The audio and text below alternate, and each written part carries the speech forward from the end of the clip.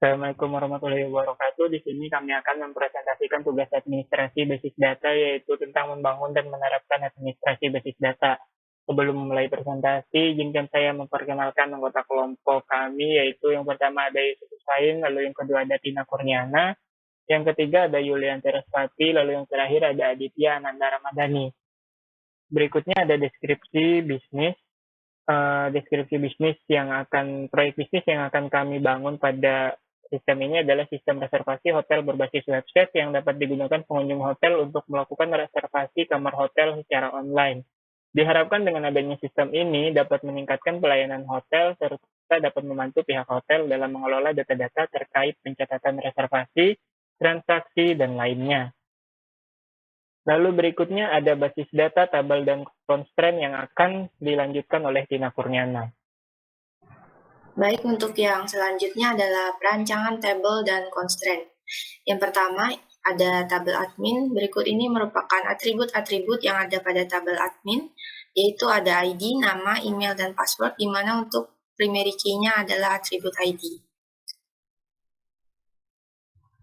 Yang kedua, ada tabel user. Di sini ada beberapa atribut, yaitu ada ID, nama, nomor handphone, nick, jenis kelamin, email, dan password. Untuk primary key-nya, yaitu pada atribut ID. Selanjutnya, tabel kamar.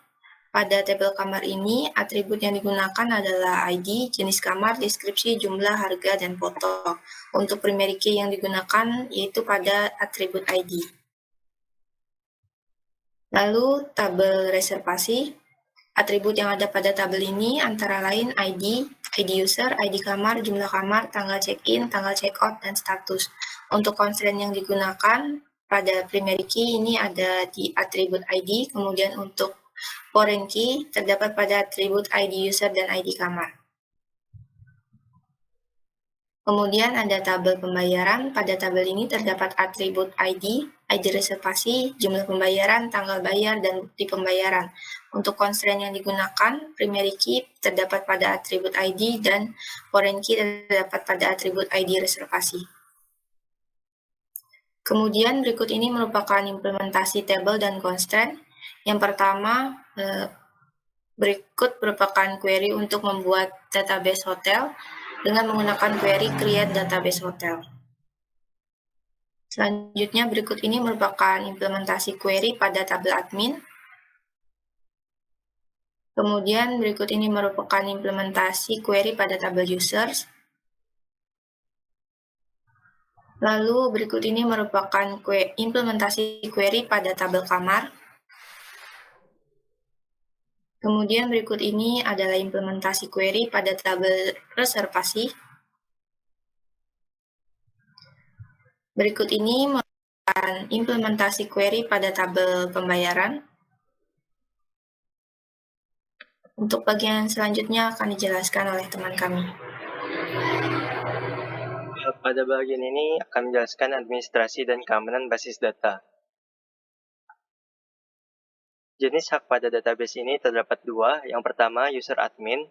Pada user admin memiliki jenis hak akses level database, di mana akses ini berarti user memiliki hak akses penuh untuk sebuah database.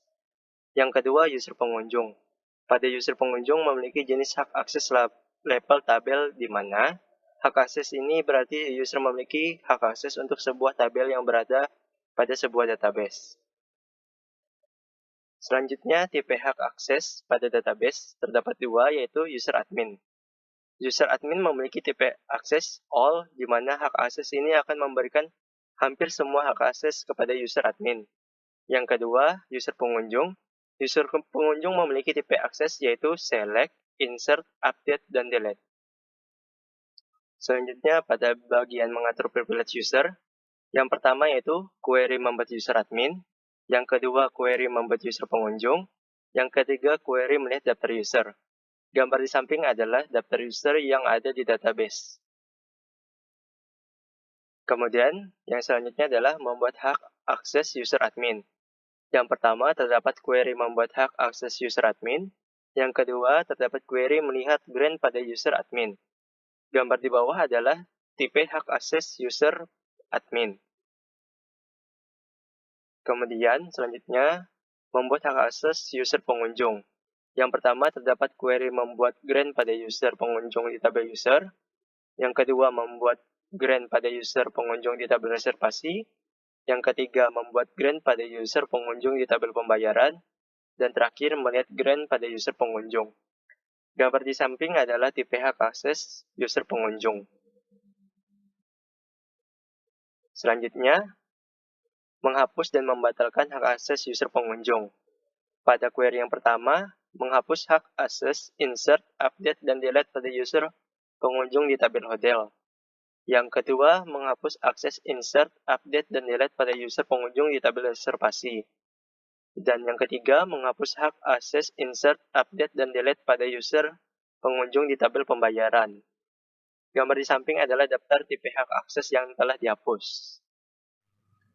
Mekanisme keamanan basis data. 1. Tahap persiapan. Tahap persiapan adalah tahap di mana kebijakan prosedur teknologi dan sumber daya manusia harus disiapkan secara matang dan tahap ini akan digunakan pada proses pencegahan dan penanganan terhadap insiden yang terjadi pada keamanan database. Langkah-langkah yang harus diambil pada tahap ini adalah 1. Penyiapan personil, 2. Kesadaran keamanan, 3. Matrik eskalasi penanganan insiden, 4. Tim terampil penanganan insiden. 2. Tahap identifikasi. Tahap ini adalah tahap di mana penelusuran terhadap insiden yang terjadi pada database sebuah organisasi mulai diidentifikasikan. Dari dalam sistem komputer yang digunakan, penyebabnya bisa berasal dari beberapa sumber, yaitu malware yang menyerang sistem komputer, gangguan sistem jaringan komputer, kerentanan aplikasi database yang digunakan, kerentanan kode atau program, kelalaian pengguna database. 3. Tahap containment. Pada tahap ini akan dilakukan pencegahan lebih lanjut terhadap kerusakan atau kebocoran lebih lanjut dari data-data penting atau rahasia dari suatu organisasi. Apabila gangguan database disebabkan oleh adanya gangguan pada sistem jaringan, maka dilakukan proses containment seperti pada prosedur penanganan insiden jaringan. Memblokir password yang digunakan untuk mengakses database, melihat insiden yang pernah ada, melakukan backup semua data pada database, memeriksa konfigurasi dan patch dari aplikasi database, memeriksa konfigurasi dan patch dari sistem operasi database server, memeriksa kode-kode program yang digunakan pada database, melakukan investigasi terhadap personil, memeriksa penyandian yang digunakan pada data, dan memeriksa integritas database. 4. Tahap pemberantasan. Tahap ini merupakan tahapan untuk melakukan pemberantasan terhadap penyebab dari terjadinya insiden pada database. Pemberantasan yang dilakukan harus berdasarkan sumber dari serangan, yaitu 1. Serangan malware, 2. Serangan network, 3. Memperbarui kerentanan dari sistem operasi dari server database, 4. Memperbarui kerentanan pada kode-kode pemrograman, 5. Memperbarui konfigurasi dari aplikasi, 6. Memperbarui metode akses, 7. Memperbarui metode pengiriman data. Tahap yang terakhir adalah tahap pemulihan. Pemulihan merupakan tahap untuk mengembalikan data sistem bekerja normal seperti semula. Pada insiden keamanan database, pemulihan dilakukan terhadap penyebab terjadinya kebocoran atau kerusakan database. Langkah-langkah yang dilakukan adalah sebagai berikut. 1. Apabila serangan berasal dari sistem jaringan, konfirmasikan bahwa serangan pada jaringan telah selesai dan layanan database bisa dilakukan kembali. 2. Apabila serangan berasal dari adanya malware, maka konfirmasikan juga bahwa malware telah dibersihkan dan klien dapat mengakses database pada server secara aman. 3. Validasi sistem, 4. Pemulihan operasi, 5. Pemulihan database, 6. Pemulihan terhadap metode akses, 7. Pemantauan sistem, dan yang terakhir tahap tindak lanjut. Lalu yang berikutnya kita mengembangkan store prosedur, function, dan trigger. Di sini yang pertama ada store prosedur, di mana prosedur yang pertama adalah tambah user. Prosedur ini berguna untuk menambah data pada tabel user. Lalu yang kedua ada prosedur edit user. Prosedur ini berguna untuk mengedit data pada tabel user. Yang ketiga ada prosedur hapus user. Prosedur ini berguna untuk menghapus data pada tabel user. Lalu yang keempat ada prosedur tambah kamar. Prosedur ini berguna untuk menambah data pada tabel kamar. Ada prosedur edit kamar, di mana prosedur ini berguna untuk mengedit data pada tabel kamar. Ada prosedur hapus kamar, di mana prosedur ini berguna untuk menghapus data pada tabel kamar. Lalu ada prosedur tambah reservasi, di mana prosedur ini berguna untuk menambah data pada tabel reservasi. Lalu ada prosedur edit reservasi, prosedur ini berguna untuk mengedit data pada tabel reservasi. Lalu ada prosedur hapus reservasi, di mana prosedur ini berguna untuk menghapus data pada tabel reservasi. Lalu ada prosedur tambah pembayaran, prosedur ini berguna untuk menambah data pada tabel pembayaran. Lalu ada prosedur edit pembayaran, di mana prosedur ini berguna untuk mengedit data pada tabel pembayaran. Dan yang terakhir ada prosedur hapus pembayaran, di mana prosedur ini berguna untuk menghapus data pada tabel pembayaran. Berikutnya ada function. Di sini terdapat function total pembayaran, di mana function ini berguna untuk melihat total pembayaran yang harus dibayarkan oleh pengunjung ketika memesan sebuah hotel. Lalu di sini ada trigger. Yang pertama ada trigger kurang kamar, di mana trigger ini berguna untuk mengurangi jumlah kamar yang tersedia ketika ada pemesanan yang dilakukan oleh pengunjung. Lalu ada yang kedua, trigger tambah kamar. Trigger ini berguna untuk menambah jumlah kamar yang tersedia ketika ada pengunjung yang sudah selesai melakukan reservasi hotel dan misalnya ada pembatalan reservasi hotel yang dilakukan oleh pengunjung.